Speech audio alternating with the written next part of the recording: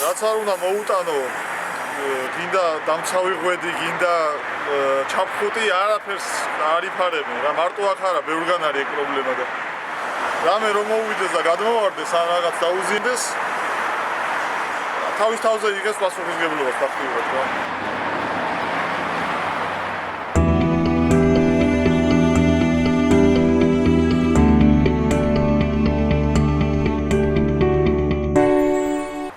წესით მე არ უნდა ყოფილიყავ მშენებლობაზე. არ უნდა თვითონ ხელმძღვანელობას არ უნდა დაეშვა ჩემი იქ სამუშაოდ აყვანა. იმიტომ რომ საერთოდ ასზე არ ვიყავი რა უნდა მეკითხებინა რომ მივიდი. მოხდა ისე რომ სამსახური დავყარგე, არაფერი შემოსავალი წყარო არ მქონდა, არ გამაჩნდა. და ოჯახი უნდა მერჩინა, რა თქმა უნდა. ამ დროს მე მიყავს მეგობარი და შემომთავაზდა სამსახური მშენებლობაზე, უბრალო მუშად. რა თქმა უნდა, სამსახურში რომ მივედი, იქ ხელმძღვანელობასთან ჯერ გასაუბრება.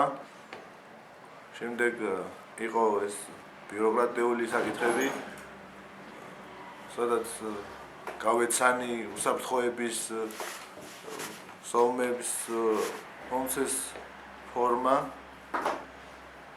რომელიც აუცილებლად უნდა ჩამეცვა, ჩავხუტი, ფეხსაცმელები და დავიწყე მუშაობა. ეს კომპანია იყო რაკეინი. დიდი კომპლექსი იყო, ანუ საცხოვრებელი ფართებიც, საოფისე ფართებიც, მანქანის გასაჩერებელები და ანუ ძალიან სავაჭრო რაღაც დიდი სავაჭრო ცენტრი უნდა აშენებულიყო. ბოლომდე არ ვცდოდი რას ვაკეთებდით, რა თქმა უნდა, მაგრამ ვაკეთებდით. არ გვაქვს სამშენებლო კულტურა ალბათ და მოთხოვნა არ არის და ფინანსური საშუალებებიც არ არის იმდენი, რომ თანამედროვე მასალები ვიხდომ. ძირითადად უცხოელები რასაც აკეთებენ, ის განსხვავებულია ყოველთვის რა. მუშაობა 96 წლიდან. პირველი იყო ვარკეთილში 14 სართულიანი სახლის გამაგრება. პროფესიონალი მშენებლები ძალიან ბევრია. ეხა მუშა მაინდა-მაინც ეხა უშუალოდ შემსრულებელი. დამოკიდებულია სამუშაოთა წარმოებაზე, ვის მიიყვანს და ვის ამუშავებს. სამსახურში მევალებოდა თავიდან ალბათ უფრო გადაზიდვები ოთახანში რომ შევისწავლე და რაღაცა უკვე უბრალო მუშის კი არა ხელოსნის დონეზე შემეძლო გამეკეთებინა მოიწე სამუშაოების შესაკრავი იყო იქ რიგელების აგება, აშენება, აწყობა. მე მქონდა მაგალითად შემთხვევა ამწე უნდა დაედო რა ქვია ერთი შეკვრა არმატურა რომელსაც ხელს კიდევ და ვასწორებდი, ანუ უნდა დამედო ძირს და მოწყდა იქიდან და მე თვითონ მოვასწრე გამოსვლა ფეხი დამჭა და ზედ დამეყარა, დამცივდა ეს არმატურა. გადავრჩი, იმიტომ რომ ის ფეხსაცმელი მეცდა, თორემ მომაგლიჯავდა ალბათ თითებს და ფეხს ნახევარს. უსაფრთხოების ზომებს მუშები მეტნაკლებად იცავენ, მაგრამ არის ისეთ პიროვნებები, რომელსაც ცხელა ზაფხულში და ჩაფხუტის დახურვა არ უნდა და ზოგს ფეხსაცმლის ჩაცმა არ უნდა და იმიტომ რომ ფეხსაცმელი რკინებით არის შიგნით რაღაც გაკეთებული რომ ფეხი არ გეტკინოს, გურსმას არ დაახტიან, ზევიდან დაგეყაროს, დაგწვივდეს ფეხზე რაღაცა ზიანი არ მოგაყენოს.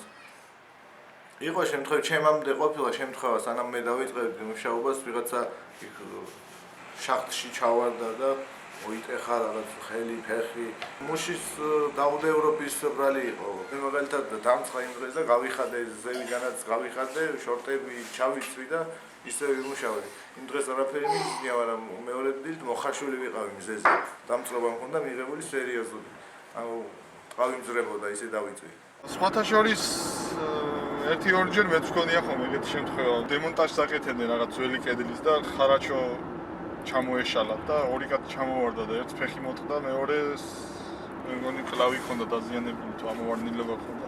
ნუ ხამარი უნდა კეთებოდათ რა იმ შემთხვევაში, ჩაბმული უნდა ყოფილიყვნენ ყარყიმაზე რა, სპეციალური კარაბინები ქვია, იმით უნდა ყოფილიყო დაგმულები, მაგრამ სად იყო, არც ჰქონდათ და არც სურვილი არ ექნებოდათ იმის გაკეთებით კიდეც რო ჰქონდათ. კომპანიაში როცა მუშაობს, პირველ რიგში დაზღვეული უნდა იყოს. დაზღვევა უნდა გქონდეს. დიდ კომპანიებში ალბათ იქნება კიდევ დაზღვევა ექნებათ. მერე უსაფრთხოებას უნდა იცავდნენ ყველა ვარიანტში და თუ მაგ შემთხვევაში დაშავდა, დაზღვევა უნაზღაურებს, რა თქმა უნდა და თუ ეხლა ავიდა თვალი და გადმოვარდა იმას ვინა უნაზღაურებს, არავინ ის უკვე კომპანიას ეკისრება ვალდებულება და სისხლის სამართლის საქმეც იღურება როგორც მე ვიცი. მე მგონი მარტო ხაღალზე ეკეთდება ეს უსაფრთხოების ზონის დაცვა, იმიტომ რომ ჩავივli თქვა მშენებლობასთან და იქ მუშას პლაჟის ჭუსტებიაცია და შორტები და მინახავს ის მშენებლობა, რომ საერთოდ არც ერთ მუშას არ ახურავს თქვა ჩამხუტი და არც ერთ მუშას არ აწვია სპეცტანსაცმელი, რომელიც მშენებლობაზე დაეცვას. ჩვენ თვითონაც ეგ არ ვიქცევით ალბათ კარგად და ხელმძღვანელობის ზეწოლის ქვეშ უნდა მოხდეს ალბათ მაგით. შეშინებით ეხა ხელფასი რო დაუხვითო კაცს ჯერ ისედაც ბევრს ვერ იღებენ მაინდა-მაინც ხელფასს და კიდე ეხა კასკის გულისთვის ხელფასი რო დაუხვითო შეიძლება სულ გაიქცეს და თუ სანვე შეხვალ უცხოელის წამოწყებულ მშენებლობაზე გინდა თუნდაც თურქების იყოს. იქ სხვა სიტუაციაა რა, ყველა მაინც რაღაც ეთქობა რომ კულტურულად მიდის ყველაფერი. ბესარიონ გელაშვილი. მშენებელი ინჟინერი ბიჭია, განათლებული ყველაფერი, მაგრამ უსაფრთხოების წესებს არ იცავს მაინც. თეულია და უჭირს მაგ თემასთან შეგუება. თავისუფლება უყავს, თაზე გაზრდილი კაცია. სამუშაო ბევრი იყო და ანაზღაურება იყო ძალიან ცოტა იმასთან შედარებით, რამდენი სამუშაოც იყო. ამიტომ წამოვედი სამსხურიდან. არასდროს არ მიოცნებია მშენებლობაზე, მუშაობაზე. არ ვიყავი ამ ინჟინერით დაინტერესებული არასდროს და არა, მე სხვა რაღაცა მაინტერესებდა, სხვა ინტერესები მქონდა თეატრალურში მინდოდა ჩაბარება, რაღაც მსახიობი მინდოდა გამოსულიყავი. მე ვფიქრობ, რომ სხვანაირად იქნებოდა ჩემი ცხოვრება, რომ ეკეთებინა ის საქმე, ვთქვათ, რომელიც მინდოდა და მიყვარს იმის კეთება და ნანო ოცნებით მაინდა-მაინც არ მიოცნებია, მაგრამ გადავწყვიტე რომ სამშენებლოზე და მესწავლა და მე გამეგზელებია და შეძლების და გვარად როგორც გამოვიდა. უცხოეთში არ მქონია, სურვილიც არ მქონია. ისე კი ყოფილა რაღაც შემოთავაზებული. მაგრამ იქ ეხა უნდა წახვიდე და იმუშაო, ესე სხვისი მონა უნდა იყო ალბათ. აქ უფრო კარგად ვწნობ თავს. რევოლუციის მერე იმდენი ახალი სახლები, იმდენი სასტუმროები რაღაცა შენდება, სანამ ადგილი იქნება, რომ რაღაც ახალი დაიდგას და აშენდეს,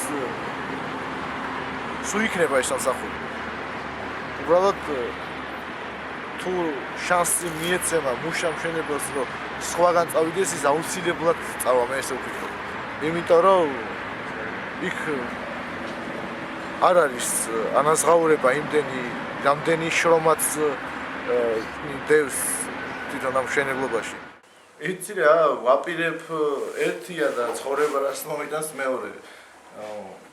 ვაპირებ თუ არა პირდაპირ გაგწევ მაღაზია პასუხს რომ არა და შანსი არ არის, არ ვაპირებ, მაგრამ აი ჩემი პატარები, აი ჩემი ოჯახი, რომელსაც ჩენა უნდა და თუ მომიწია ისევ წავა და ისევ მუშაობ, იმიტომ რომ ეხლა უკვე ვიცი რა მექნება გასაკეთებელი იქ